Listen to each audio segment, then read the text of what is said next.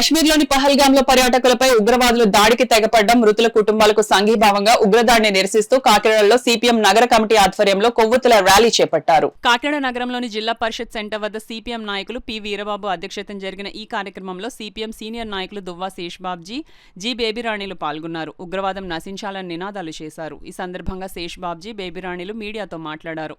ఈ కార్యక్రమంలో సిపిఎం నాయకులు మలక రమణ, సత్యరాజు, రాజశేఖర్ తదితరులు పాల్గొన్నారు.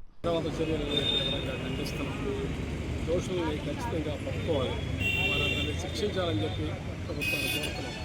ఈ విషయంలో ప్రభుత్వం తీసుకునేటువంటి చర్యలకి పూర్తిగా మద్దతు ఇస్తామని చెప్పి కూడా తెలియజేస్తున్నాం. అదే సందర్భంలో ప్రభుత్వం వైపు నుంచి జాగ్రత్తలు తీసుకోవాలి.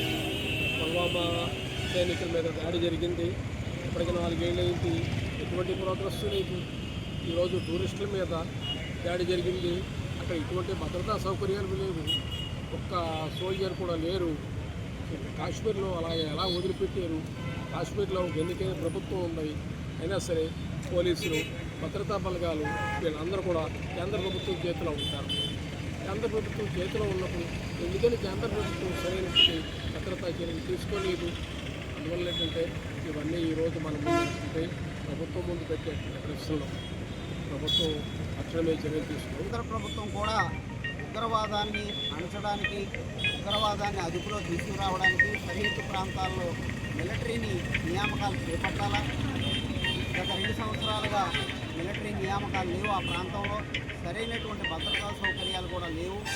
ఇటీవల ఏర్పడినటువంటి కాశ్మీర్ ప్రభుత్వం అలాగే కేంద్రం కలిపి ఆ భద్రతా చర్యలు తీసుకోవాలా. పెద్ద ఎత్తున పర్యాటకులు ఆ ప్రాంతాన్ని పర్యటించే అవకాశం రెగ్యులర్గా ఉన్నది. మరి ఇంత అజాగ్రత్తగా ఉండి ఈవేళ 26 మంది చనిపోయారు, గతంలో సైనికులు చనిపోయారు.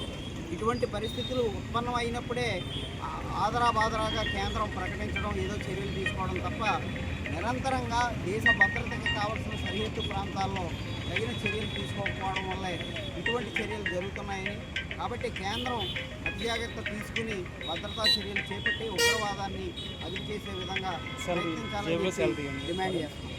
గతంలో సైనికులపైన, ఇప్పుడు సాధారణ ప్రజలపైన ఈ ఉగ్రవాదం అనేది ఎంత విచ్చలవిడిగా ముందుకు సాగుతుందో ప్రపంచమంతా ఆలోచించి ఉగ్రవాదాన్ని నశింప చేయడానికి కలిసికట్టుగా తగిన చర్యలు తీసుకోవాలని కోరుతున్నాం.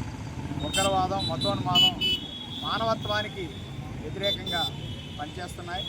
కాబట్టి ప్రతి ఒక్కరూ మానవతావాదంతో నిలబడాలా, ఉగ్రవాదాన్ని, మతోన్మాదాన్ని ఖండించాలి. తోటి మానవుల్ని ప్రేమించడంలో ప్రపంచమంతా కూడా అన్ని మతాలు కూడా ఆ విషయాన్ని చెబుతున్నాయి. కానీ రకరకాల కారణాలతో ఉగ్రవాదం పెంచిమీరిపోతుంది. ఈ ఉగ్రవాదానికి వెనకున్న దాన్ని కూడా పసిగట్టి చిత్తశుద్ధితో కేంద్ర ప్రభుత్వం సరైన చర్యలు తీసుకోవాలా. జరిగిన సంఘటనల్ని మతోన్మాదంగా ప్రచారం చేస్తూ ప్రజలను విభజించడం కంటే కూడా ఇటువంటి ఘటనలు జరగకుండా కఠినమైన చర్యలు తీసుకోవాలా. ఆర్మీ రిక్రూట్మెంట్ చేయాలా. అదేవిధంగా ఈ దాడిలో మరణించిన కుటుంబాలందరికీ ఎక్స్గ్రేషియా ఇచ్చి భద్రత కల్పించాలి. కుటుంబ సభ్యులకి భవిష్యత్తులో ఇటువంటి ఘటనలు కూడా జరగకుండా తగిన చర్యలు తీసుకోవాలని